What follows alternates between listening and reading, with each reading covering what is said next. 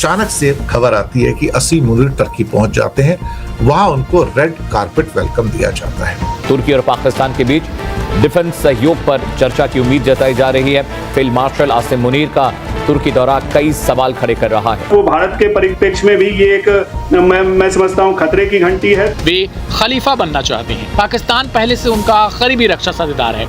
Erdogan से उनकी मुलाकात होती है। ये एक सीक्रेट मीटिंग थी। इसमें टर्की के वाइस प्रेसिडेंट वो भी शामिल हुए, टर्की के जनरल जो थे आर्मी के वो भी शामिल हुए, और जो डिफेंस मिनिस्टर थे वो भी इसमें शामिल हुए। वहाँ पे क्या दाल पक रही है? तुर्की का ड्रोन काफी उन्नत किस्म का माना जाता है, तो पाकिस्तान को तुर्की ने ड्रोन टेक्नोलॉजी से सहायता की थी। चीन के साथ उसके साठगांठ है, अब वो तुर्की के साथ इस तरह के और बढ़ाने की कोशिश में है। तो निश्चित रूप से ये भारतीय महाद्वीप के लिए भी एक तरह से कहिए यहाँ की रक्षा सुरक्षा के लिए एक इम्पोर्टेंट डेवलपमेंट माना जाएगा। इंडिया के लिए इसके मायने हो सकते हैं, चिंता का विषय हो सकता है, क्योंकि जो टर्किश जो हार्डवेयर्स है, मिलिट्री हार्डवेयर्स है, वो पाकिस्तान को तो खुला समर्थन करता ही आया है। कि तुर्की और पाकिस्तान के भी डिफेंस डील को लेकर चर्चा हो रही है कि कुछ फ्रेश डिफेंस डील हो सकती है। इलाके में संघर्ष और बढ़ता है तो पाकिस्तान की भूमिका क्या होगी? क्या पाकिस्तान अब सऊदी अरब की सुरक्षा व्यवस्था में पहले से कहीं बड़ी भूमिका निभाने जा रहा है? देखिए, पाकिस्तान ने तो ऑलरेडी सऊदी में अपनी सेना को डिप्लॉय किया हुआ है, अपने फाइटर प्लेन्स को भी डिप्लॉय किया है सैनिकों। और अब टर्की जाके क्या कर रहे हैं सब वहां पर? वो इसका मतलब ये हुआ कि कुछ ना कुछ अंदर पक रहा है। अचानक से खबर आती है कि असीम मुनीर टर्की पहुंच जाते हैं। वहां उनको रेड कारपेट वेलकम दिया जाता है। क्लोज रूम्स के अंदर हाई लेवल मीटिंग्स हो रही हैं। शरीफ के साथ साथ असीम मुनीर इस समय पाकिस्तान की पॉलिटिक्स के अंदर एक इमर्जिंग स्टार हैं। जी हां, अब सिर्फ दो ही लोग ऐसे हैं पाकिस्तान के अंदर जिनकी चर्चा होती है, एक शहबाज शरीफ की और एक आसिम मुनीर की। और कई मायनों में ऐसा लगता है कि आसिम मुनीर नंबर 1 है पाकिस्तान के, और शहबाज शरीफ ऐसा लगता है कि सिर्फ कुर्सी पे बैठे हुए हैं, लेकिन असली ताकत ये महसूस हो रहा है कि वो आसिम मुनीर के पास आ चुकी है। अंकारा के एसन बोगा हवाई अड्डे पर टर्की के प्रेसिडेंट एर्दोआन से उनकी मुलाकात होती है। ये एक सीक्रेट मीटिंग थी, बिना किसी प्रीवियस डिक्लेरेशन के या अनाउंसमेंट की हुई है। इसमें टर्की के वाइस प्रेसिडेंट वो भी शामिल हुए, टर्की के जनरल जो थे आर्मी के वो भी शामिल हुए, और जो डिफेंस मिनिस्टर थे वो भी इसमें शामिल हुए। टर्की का एक डिस्टिंग्विश सर्विस मेडल है, वो भी फील्ड मार्शल मुनीर को दिया गया। अब दोनों के बीच में रिश्ता तो खैर काफी मजबूत है, इसमें कोई शक वाली बात नहीं है, लेकिन जियोपॉलिटिकल जो चेंजिंग हालात हैं इस टाइम गल्फ के अंदर, यानी कि मिडल ईस्ट के अंदर, जिसको अमेरिका की नजर में देखा जाए तो उनके चश्मे से उसको वेस्ट एशिया कहा जाता है, कि वहां पर इस टाइम जो टेंशन है ये पूरी दुनिया एक्चुअली उससे कांप रही है। पाकिस्तान को एक किस्म से एक मीडिएटर की भूमिका मिली थी, कतर ओमान भी साथ में थे, बीच में टर्की भी अपनी और इजिप्ट भी कोशिश कर रहे थे। क्या मुनीर की ये जो कोशिश है खास तौर से टर्की में जाने की, क्या इस डायलॉग को और बढ़ावा देने की डिप्लोमेसी का एक हिस्सा है, या जो क्राइसिस अभी जो पैदा हुआ है गल्फ के अंदर, दोबारा से जो वॉर स्टार्ट हुई है उसको कैसे डी एस्केलेट किया गया, ये उस प्रोसेस का एक हिस्सा है? ये तो भी कहना मुश्किल है कि अंदर क्या चल रहा है, लेकिन हाँ इंडिया के लिए इसके मायने हो सकते हैं, चिंता का विषय हो सकता है, क्योंकि जो टर्किश जो हार्डवेयर्स हैं, मिलिट्री हार्डवेयर्स हैं, वो पाकिस्तान को तो खुला समर्थन करता ही आया है। लेकिन एक अजीब सी कहानी है, जहां पर मिलिट्री सपोर्ट तो काफी है टर्की में और पाकिस्तान में। आपको हैरानी होगी कि जैसे एक शख्स हमारे लिख रहे हैं कि इंडिया में टर्की के सीरियल बहुत चलते हैं, और 2025 में ऑपरेशन सिंदूर होने के बावजूद भारत के जो टूरिस्ट टर्की में गए उसका नंबर 2.5 लाख हो गया, और इस साल और बढ़ने जा रहा है। पाकिस्तान जो उसका एलाई है उसका उसके साथ कोई बहुत ज्यादा ट्रेड नहीं है, लेकिन इंडिया का ट्रेड बहुत ज्यादा है टर्की के साथ, और उसके अंदर कोई प्रॉब्लम नहीं है। बल्कि बीच में तो क्या कहते हैं कि इनके फॉरेन मिनिस्टर की बातचीत हुई है, वो आए भी थे यहाँ पर, and they wanted the more Indian tourists to be there, more flights to be there, and more trade to be there, more collaborations in the trade. ये आप सोचिए ना, एक दोहरी पॉलिसी कैसे चलती है, वो भी साइमल्टेनियसली पैरेलल चलती है। जहां पाकिस्तान को हथियार दिए जा रहे हैं, वहां दूसरी तरफ क्या कहते हैं कि इंडिया के साथ ट्रेड जो है उसको हर साल इंक्रीज किया जा रहा है, इंडिया के साथ टूरिज्म की पॉसिबिलिटी को इंक्रीज किया जा रहा है। This is something the entire world is going through, कि ये एक चीज है, वो दूसरी चीज है। इंडिया के अमेरिका के साथ संबंध इस टाइम इतने अच्छे नहीं है, लेकिन लोगों को आना जाना है। इंडिया के टर्की के साथ government to government, Narendra Modi to Erdogan, शायद संबंध अच्छे नहीं है पर बुरे भी नहीं है, लेकिन जो आपस में जो ट्रेड हो रहा है या जो टूरिस्ट ट्रैफिक है या फ्लाइट्स हैं टर्की एयरवेज की, वो जम के हैं सब, कोई दिक्कत ही नहीं है। लोगों का प्रेफरेंस हो जाता है कि यार टर्की अच्छी जगह है। तो ये बहुत सारी चीजें हैं। तो किससे मोहब्बत तुम करते हो, किससे तुम ट्रेड करते हो, ये दुनिया में दो अलग चीजें हैं साहब। और टर्की और इंडिया इस दोनों को अलग करके चलते तो अच्छी बात है। ठीक है, मोहब्बत पाकिस्तान से करते रहिए, ट्रेड हमसे करते रहिए, वो भी चलेगा, नो इशू, एब्सोल्युटली।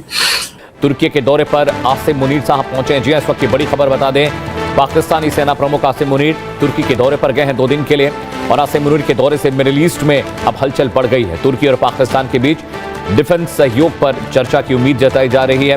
तुर्की के साथ सैन्य समझौते भी कर रहा है पाकिस्तान। इस वक्त की बड़ी खबर आपको बता दें, मिडिल ईस्ट में बढ़ते तनाव के बीच पाकिस्तान के फील्ड मार्शल आसिम मुनीर का तुर्की दौरा कई सवाल खड़े कर रहा है। आसिम मुनीर 2 दिवसीय यात्रा पर अंकारा पहुंचे हैं, जहां उनकी तुर्की के सैन्य और राजनीतिक नेतृत्व के साथ क्षेत्रीय सुरक्षा, रक्षा सहयोग और रणनीतिक साझेदारी पर चर्चा होने की संभावना है। ये दौरा ऐसे वक्त में हो रहा है जब ईरान और अमेरिका के बीच तनाव फिर बढ़ गया है और यमन में ईरानी समर्थित हूती विद्रोहियों तथा सऊदी अरब के बीच संघर्ष तेज होने की खबरें हैं। हाल ही में तुर्की के थल सेना प्रमुख जनरल मैटिन टोकेल ने पाकिस्तान का दौरा किया था, जिसमें दोनों देशों ने रक्षा सहयोग और क्षेत्रीय सुरक्षा पर बातचीत की थी। अब आसिम मुनीर की यात्रा को उसी कड़ी का विस्तार माना जा रहा है। कुछ मीडिया रिपोर्ट्स में ये अटकलें भी लगाई जा रही हैं कि यदि इलाके में संघर्ष और बढ़ता है तो पाकिस्तान की भूमिका क्या होगी। हालांकि अभी तक पाकिस्तान या तुर्की की ओर से ये कोई आधिकारिक घोषणा नहीं हुई है कि पाकिस्तान ईरान के खिलाफ किसी सैन्य कार्रवाई में शामिल होगा या उसका कोई विशेष सैन्य प्लेटफॉर्म तैनात किया जाएगा। आसिम मुनीर की यह यात्रा तुर्की के थल सेना के कमांडर जनरल मैटिन टोकेल की पाकिस्तान यात्रा के 1 महीने बाद है। जनरल टोकेल ने मुनीर के साथ क्षेत्रीय सुरक्षा और रक्षा सहयोग बढ़ाने के तरीकों पर बातचीत की है। पाकिस्तान और तुर्की के बीच गहरे राजनीतिक, आर्थिक और रक्षा संबंध रहे हैं। दोनों देश R4 डिप्लोमैटिक फ्रेमवर्क के मेंबर्स भी हैं। इस फ्रेमवर्क का मार्च में मिस्र, सऊदी अरब, तुर्की और पाकिस्तान ने क्षेत्रीय संकटों पर आपसी तालमेल बिठाने के लिए शुरू किया था। सवाल यह है कि यमन की लड़ाई में क्या पाकिस्तान कूदेगा? क्या R4 ब्लॉक ईरान के खिलाफ एकजुट होगा? पाकिस्तान के सीनियर जर्नलिस्ट मोहम्मद मलिक ने यह बात कही है कि यमन की सरकारी सेना ने एयरपोर्ट पर ईरानी विमानों को नहीं उतरने दिया। इस सेना को सऊदी अरब का समर्थन है। जब ईरानी विमान ने एयरपोर्ट उतरने की कोशिश की तो सरकारी सेना ने बमबारी शुरू कर दी। डॉक्टर अजिताभ जी मेरे साथ जुड़ रहे हैं, विदेशी मामलों के जानकार हैं। सर, बहुत बहुत स्वागत है आपका इंडिया न्यूज़ पर। तुर्की पाकिस्तान का रिलेशनशिप और R4 का जो फ्रेमवर्क है वो किस तरह से ईरान और मिडिल ईस्ट में जो क्राइसिस है उसको अफेक्ट करेगा? सर, बहुत अच्छा आपने क्वेश्चन पूछा अमित जी। देखिए, तुर्की और पाकिस्तान के रिलेशन खास करके रक्षा के क्षेत्र में तो बहुत पुराने हैं और गहरे हैं। एक तरफ अगर याद दिलाना चाहूंगा कि ऑपरेशन सिंदूर में भी तुर्की ने बहुत सारे ड्रोन, चूंकि तुर्की का ड्रोन काफी उन्नत किस्म का माना जाता है, तो पाकिस्तान को तुर्की ने ड्रोन टेक्नोलॉजी से सहायता की थी, ड्रोन देके सहायता की थी। तो एक तरफ वो भारत के परिप्रेक्ष्य में भी ये एक मैं समझता हूं खतरे की घंटी है। दूसरी तरफ अगर खाड़ी के देशों और मिडिल ईस्ट की बात की जाए तो वहां भी जो इस्लामिक नेटो का एक कंसेप्ट है, और पाकिस्तान पहले से सऊदी अरब के साथ रक्षा के एक अपने गठबंधन में वो है और कोशिश कर रहा है कि तुर्की को भी उसमें शामिल किया जाए। और इनफैक्ट उसकी जो एक मंशा ये है कि आगे वो इस्लामिक नेटो जैसा कुछ बनाने, जैसे नेटो यूरोप में है वैसा कुछ यहाँ भी इस्लामिक नेटो का एक रूप दिया जाए और सुरक्षा को और गहरा किया जाए। इस्लाम के नाम पे ये सारी कवायद चल रही है। तो मुझे लगता है ये दौरा उस मामले में भी इम्पोर्टेंट है। और ऐसी भी बातें हैं कि शायद उसमें ईरान को भी कोशिश की जाएगी शामिल करने की। तो ये अमेरिका के लिए और वेस्टर्न कंट्रीज के लिए, नेटो के लिए भी एक, मुझे लगता है इस पे ध्यान देने की जरूरत है कि किस तरह से पाकिस्तान जो अपना डबल गेम खेल रहा है और दोहरा चरित्र निभा रहा है, उस पे नजर रखने की जरूरत है। चीन के साथ उसके साठगांठ है, अब वो तुर्की के साथ इस तरह के और बढ़ाने की कोशिश में है, तो निश्चित रूप से ये भारतीय महाद्वीप के लिए भी एक तरह से कहिए यहाँ की रक्षा सुरक्षा के लिए एक इम्पोर्टेंट डेवलपमेंट माना जाएगा, और दूसरी तरफ खाड़ी और मिडिल ईस्ट के लिए भी एक महत्वपूर्ण डेवलपमेंट मैं मानता हूँ। जी अजिताभ जी, एक बहुत क्रूशियल बात यह भी है कि सऊदी और पाकिस्तान के बीच एक करार हुआ जिसके तहत सऊदी पर अगर हमला होगा तो वो पाकिस्तान पर हमला माना जाएगा, पाकिस्तान पर हमला होगा तो सऊदी के बीच। ये जो डिफेंस करार हुआ है दोनों देशों के बीच, ईरान ने इतने हमले किए सऊदी अरब पर, तब पाकिस्तान नहीं बोला। क्या अब ऐसी सिचुएशन बन रही है, क्या पाकिस्तान पर दबाव है कि वो ईरान के खिलाफ अपनी सेनाएं खड़ी करे? देखिए, उसने पाकिस्तान ने तो ऑलरेडी सऊदी में अपनी सेना को डिप्लॉय किया हुआ है, भले ही रक्षात्मक हो, वो अटैक की मुद्रा में ना हो, लेकिन उसने अपनी सहायता दी है। अपने जो कह लीजिए कि अपने फाइटर प्लेन्स को भी डिप्लॉय किया है, सैनिकों को भी डिप्लॉय किया है। ईरान के साथ खड़ा होने में एक तरह से, या ईरान के विरुद्ध खड़ा होने, वो पाकिस्तान 4 बार सोचेगा, क्योंकि पाकिस्तान की बहुत लंबी सीमा ईरान के साथ लगती है। वैसे में पाकिस्तान में अस्थिरता बढ़ सकती है, और ऐसे मुद्दे में खास करके जब शिया समुदाय जो ईरान में सबसे ज्यादा है, और पाकिस्तान की सेना में भी 20% से ज्यादा शिया समुदाय के लोग हैं, और दूसरी तरफ चूंकि दोनों एक दूसरे के बॉर्डर में हैं, तो पाकिस्तान नहीं चाहेगा। और अभी देख लीजिए 4 महीने के युद्ध में भी अमित जी, पाकिस्तान खुद के युद्ध के मोर्चे पे तो नहीं आया, ईरान के अगेंस्ट में या ईरान के पक्ष में। अजिताभ जी, एक बहुत क्रूशियल ये भी है कि तुर्की और पाकिस्तान के भी डिफेंस डील को लेकर चर्चा हो रही है कि कुछ फ्रेश डिफेंस डील हो सकती है। उधर अमेरिका और तुर्की के बीच भी, आपको याद होगा 2 दिन पहले खबरें आई कि तुर्की और अमेरिका के बीच भी डिफेंस डील को लेकर बातचीत हो रही है। ईरान को आइसोलेट करने की कोशिश अमेरिका जरूर कर रहा है, लेकिन जो गल्फ कंट्रीज हैं बहुत डरती हैं ईरान से, शायद इसलिए वो खुलकर डिप्लोमेटिक खेल हो नहीं पा रहा है वहां पर। देखिए अमित जी, इसमें कई सारे मुद्दे हैं, ये इतना जटिल इशू है कि एक तरफ अमेरिका तो हथियार बेचता है, हथियार बेच के वो कमाना चाहता है। कहीं भी अमेरिका गया है, आज ईरान में भी युद्ध हो रहा है, उसके पीछे देखिए उसके कितने हथियार बिक रहे हैं। एक तरफ वो खाड़ी के देशों को हथियार बिक रहा है, दूसरी तरफ वो तुर्की को हथियार बेचने की फिराक में है, और इजराइल को बेच रहा है। तो उसका, अमेरिका का एकमात्र जो उद्देश्य है वो वहां पे व्यापार को बढ़ाना, अपने कंपनीज को फायदा पहुंचाना, और इसीलिए वो हर जगह जाता है। पाकिस्तान और सऊदी की रक्षा साझेदारी पर चर्चा तेज हो गई, जबकि इसी बीच पाकिस्तान के फील्ड मार्शल आसिम मुनीर तुर्की पहुंच गए हैं। आखिर क्या मुस्लिम दुनिया में एक नया सैन्य गठबंधन आकार ले रहा है? क्या पाकिस्तान अब सऊदी अरब की सुरक्षा व्यवस्था में पहले से कहीं बड़ी भूमिका निभाने जा रहा है? दरअसल पाकिस्तान और सऊदी अरब के बीच पहले से रणनीतिक रक्षा समझौता है, जिसके तहत किसी एक देश पर हमला दोनों की सामूहिक सुरक्षा का विषय माना जाता है। इसी बीच पाकिस्तान के फील्ड मार्शल आसिम मुनीर 2 दिन के आधिकारिक दौरे पर तुर्की पहुंच गए।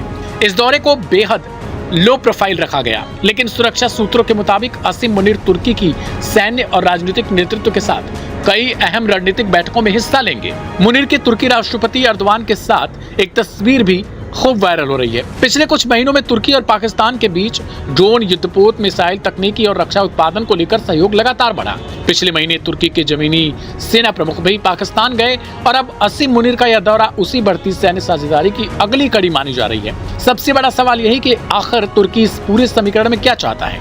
रक्षा विशेषज्ञों का मानना है कि राष्ट्रपति रजब तैयब एर्दोगान मुस्लिम देशों के बीच तुर्की की रणनीतिक भूमिका को लगातार मजबूत करना चाहते हैं। वे खलीफा बनना चाहते हैं। पाकिस्तान पहले से उनका करीबी रक्षा साझेदार है, और सऊदी अरब के साथ भी उसके सुरक्षा संबंध लगातार गहरे रहे हैं। ऐसे में यह चर्चा तेज है कि भविष्य में तीनों देशों के बीच रक्षा सहयोग और व्यापक हो सकता है।